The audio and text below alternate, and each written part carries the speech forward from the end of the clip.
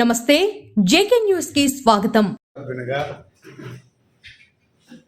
Dash ముందుకు రాకముందే ఉలిక్కి పడి అపోజిషన్ పార్టీ వాళ్ళు లేచి వెళ్ళిపోవడం ఎంతవరకు సమంజసమో అది ప్రజలకు తెలియజెప్పాల్సిన ఆవశ్యకత ఉంది కాబట్టి చెప్తా ఉన్నాను వీడియోలో.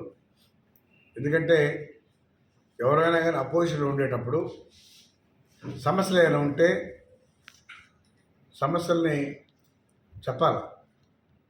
మేము కూడా గత ప్రభుత్వంలో అపోజిషన్లో ఉన్న అసెంబ్లీలో ఏవైతే తప్పులు జరుగుతున్నాయో ఆ తప్పులు ఎత్తి చూపించాం, అడగాలి. అది మనల్ని ఎవరైతే గెలిపించి పంపించారో ఆ ప్రజలకు కూడా తెలియజెప్పాలి. అలా కాకుండా ఈరోజు వైసీపీ ప్రభుత్వంలో గెలిచేటువంటి కౌన్సిలర్లు మూకుమ్మడిగా లేచి వెళ్ళిపోయారంటే వీళ్ళు ప్రజలకు ఏమి సమాధానం చెప్తానని అడుగుతాం. మరి ఎప్పుడైతే ఒక ప్రజాప్రతినిధిగా నేను కూడా ఒక శాసనసభ్యుడిగా వచ్చాను, ఏమైనా ఉంటే సమస్యలు చెప్పాలి. చెప్తే రాసుకుంటాం, నోట్ చేసుకుంటాం, అవన్నీ కూడా రెక్టిఫై చేస్తాం. మేము వచ్చి రాత్రికి వెళ్ళిపోయారంటే అసలు ఏమనుకోవడం అర్థం కావట్లేదు. అసలు ఇలాంటి వాళ్ళని ప్రజలు ఎందుకు గెలిపించారో కూడా వాళ్ళే చింతిస్తారు. ఇప్పుడు కూడా ఎదురుదాడి అనేది ఉండాలి. తప్పులు చేస్తుంటే ఏళ్ళు చూపించడం, ఏదైనా సమస్యలు ఉంటే చెప్పడం, ఇది చేయాలని చెప్పడం చేసుకోవాలి. కానీ ఇది మంచి పద్ధతి కాదు.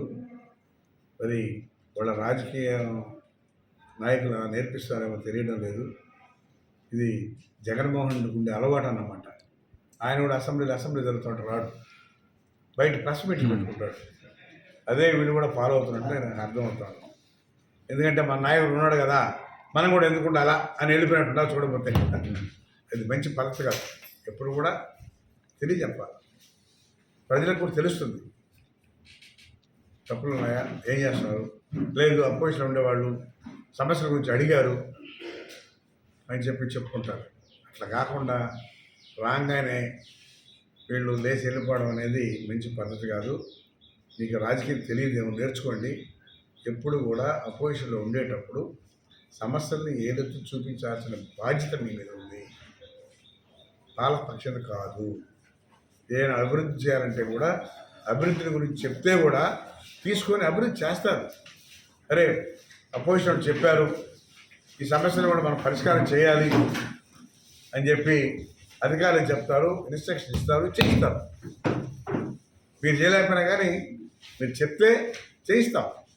అట్లా కాకుండా వీళ్ళు వెళ్ళిపోయారంటే వీళ్ళు ప్రజలకు ఏమి సమాధానం చెప్పాలనో అది వాళ్ళ విజ్ఞతకి వదిలేస్తున్నాను.